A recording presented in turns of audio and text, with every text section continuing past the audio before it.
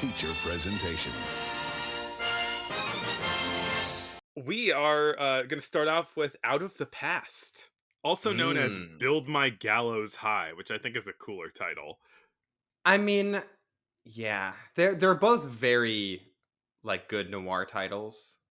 Mhm. I think Out of the Past makes more sense for the movie, but Build My Gallows High is such a like hard boiled ass name that it is hard to argue with. I mean, he says it at one point, and I feel like it is like, it suggests this kind of looming death in the movie. Mm. Mm. Had you seen this before, right?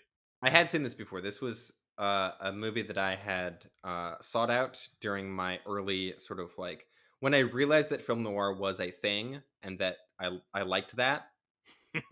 This was one of the this was, like, very quickly near the top of the list of, like, if you wanna watch old noir movies, like, Out of the Past is kind of one of the quintessential I'm ones.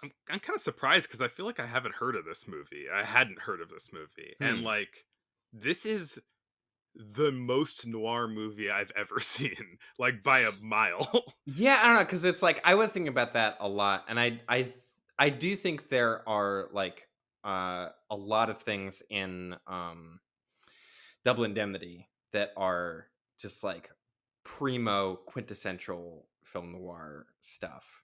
But I think this has kind of maybe just as much, and in some cases, maybe more. I mean, this has because that movie is like this sort of crime gone wrong story, whereas this is a kind of, I guess, more classical or what people associate with film noir of like a private detective who gets hired for a job that goes bad. He falls in love with the woman he's supposed to follow, and then you got to run away. And it's like there's a lot of nonlinear storytelling stuff, which leads to a lot of narration. He basically only ever dresses in a trench coat and a fedora. Yeah. He's constantly smoking a cigarette, like even Yeah. when it doesn't make sense. And it has like it has like that like pervasive like sense of impending doom, which I think is probably the most kind of noir thing with any noir movie is that kind of like feeling that just things are going to end badly. I mean, as the noir expert, I'll defer to you there, but I think the reason why I say it's the most noir thing is because it is the noiriest dialogue I've ever heard. Which is kind of funny. I think it really makes a statement of itself because this movie starts off with the main character having an assumed identity, and he's created a new life for himself under a different name, and his old life catches up to him. It comes out of the past, Mm. and the second that it comes out of the past, he stops being a regular guy and starts talking like a private eye from a 40s movie immediately. Like his dialogue ceases to be naturalistic and starts being entirely like poetic. That's just which what happens. it's a lot of fun, but I found it to be like it was such whiplash because it's really calling attention to itself. It's like it's noir, baby. It's noir time. Yeah, yeah. Well, I think even that, like, I think this movie is kind of that is part of like the text of it is that it's like part of takes place in this like pastoral small town, Americana town that he's tried to build a new life in. That is shot basically all like outside during the day. Mhm. He works at a gas station, and there's lovely rivers and forests and mountains around. It's in Ver- Bridgeport, which I assumed they meant Bridgeport, Connecticut, and I was really confused for a minute, but it is Northern Bridgeport, California. California. And that is kind of contrasted with his sort of past life, which is very dark and urban and like shadowy, Mhm. of like in San Francisco and different. It's like the all of his past stuff is like in cities and at night and like in the dark. Hmm. And I do like that kind of even just that visual contrast of like his old life and his new life. And yeah, even that how it's like once his past kind of comes back to haunt him a bit. He starts like reverting to his old like His old noir self. detective ways. Yeah. Yeah, yeah. Yeah, it's showing a guy who's, he's not just trying to, duck out of his past, like, he hates his past and he feels he wants to move on. It drags him back in, and it drags him back into the filth and Mm, the mm, moral mm. ambiguity and the evil. Yeah. Cool movie. Cool movie. Yeah, yeah. This was definitely like has been since I saw it. Like I've considered it like this is one of the best kind of classic film noirs. Although I think actually upon revisiting it, I liked it less than I kind of remembered a little Hmm. bit.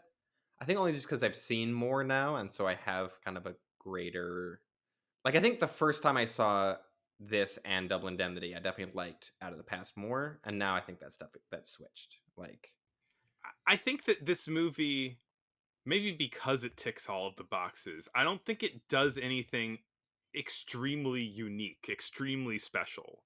Uh like it doesn't have a super unique hook uh mm, like the Maltese Falcon or something like that. right, Uh yeah, and so I think it ends up being real cool but not incredibly distinctive maybe. right. But it is like if you want a like 40s film noir movie, Yeah. this gives you everything that you would want out of that. Yes, yes. Yeah. Which is great and like a big reason why I love it. It looks fantastic. It is directed by Jacques Tourneur, who did Cat Mhm. People, Mhm. and so it has a very similarly sort of like shadowy, dark, spooky kind of aesthetic to it. Just very noirish. The aforementioned just hats everywhere. Everyone's got a hat in this thing. It's always pulled down over their eyes. Yeah. Like Robert Mitchum, who plays the lead, Jeff Markham or Jeff Bailey, as is his assumed name. Not that different. He looks like a cartoon of a like noir private detective. Like he's got his like sleepy eyes and just his Yeah. general like posture. Just like, oh jeez. He's got that kind of Yeah, but it's like he's got this like really just like tired vibe about him that I think suits the character really well. But I uh, also think it stood out to me against since we just watched The Big Sleep for the last episode, how like for like Humphrey Bogart in noir movies has this sort of like slightly more upbeat like I think when someone pulls a gun on Humphrey Bogart in a movie, he kind of laughs at them. He chuckles and he's just like, "You idiot! You pulled a gun on me." Whereas I feel like Robert Mitchum is he's much more stoic. He's much more yeah. of a like a classical kind of tough guy in that sense, Yeah, there's a quote which is great. from But I don't think it's quite as fun. Roger Ebert that I saw about Robert Mitchum's face, which is This uh, mug. Robert Mitchum was my favorite movie star because he represented for me the impenetrable mystery of the movies. He knew the inside story with his deep, laconic voice and his long face and those famous weary eyes. He was the kind of guy that you'd picture in a saloon at closing time, waiting for someone to walk in through the door and break his heart. Which is what Which, happens in this movie. yes, it is. I guess it's short synopsis. Well, we talked about him trying to start a new life. He has a new girlfriend. A guy from his past kind of returns and says, "You're not out yet. You got to come back and talk to this guy." And then he drives up to meet him, and then as he's driving up, he's telling his new girlfriend the story, which allows them to have some diegetic narration filling Mhm. in the background. It involves a gambling kingpin who's hiring him to track down his wife, I think, or his girlfriend or something. Um, Yeah, I don't know if they're actually married. I don't think they are. but she plugged some lead in him and took 40 grand, and he's hired to get her back. They fall in love, but also there's this constant back and forth about what side she's actually on, Yeah. and that kind of stuff continues until basically everybody's like, I think the main thrust of the movie is he realizes that he's being framed for something and he's trying to like out manipulate the people who are framing him, which is a Mm. cool kind of dynamic. Yeah, the thing where it's like he's kind of going through the motions of like doing what they're telling him to do, knowing that they're trying to frame him, and he's like, "All right, I see what's going on here," and he's sort of trying to do his own other things kind of behind their backs too. Yeah, yeah. Like, I do think the whole kind of flashback section is probably my favorite part of the movie when it is, like, him tailing this woman. But so when he's in, like, South America or Central America, and there's just a lot of him, like, yeah, hanging out at bars, like, waiting for her to show up, Mhm. and then, like, taking, night walks on the beach and such.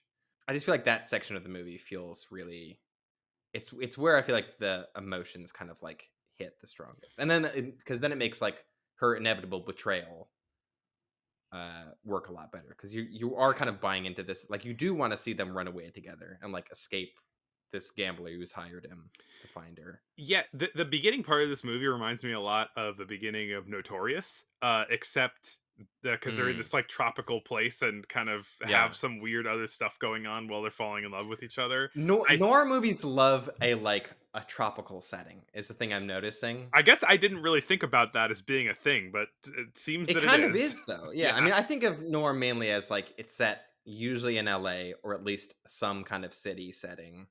But I yeah, do feel like there are a lot where it's like, and now we got to go down to Mexico to do some stuff, and then it's like there's a band in the street playing, and there's palm trees, and yeah, yeah. We're gonna talk about another noir movie that has a lot of tropical stuff in it later. yeah, But yeah, I think like I feel like this the way this romance picks up in this movie is kind of what I was wishing I was seeing a bit more of in Notorious.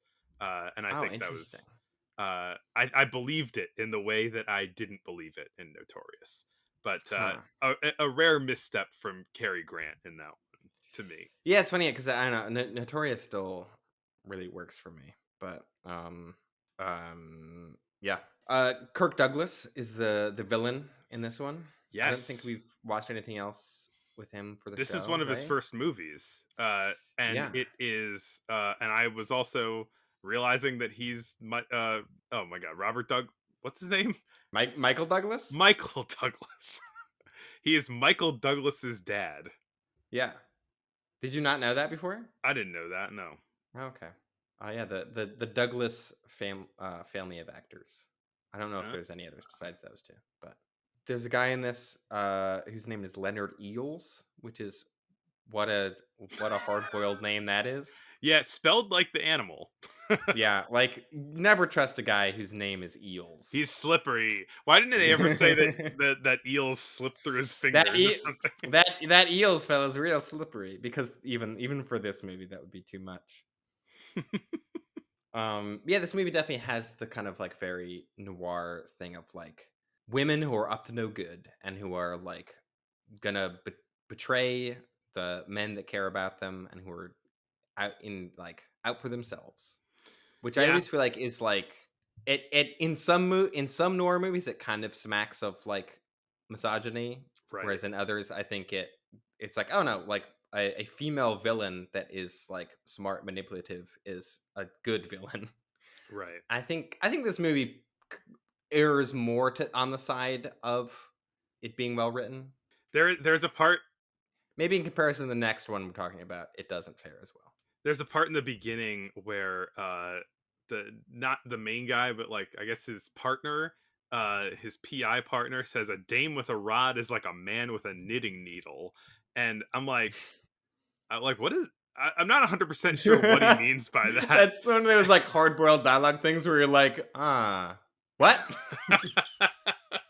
Is it just like I guess maybe he just means that like women shouldn't have guns. I don't know. Right.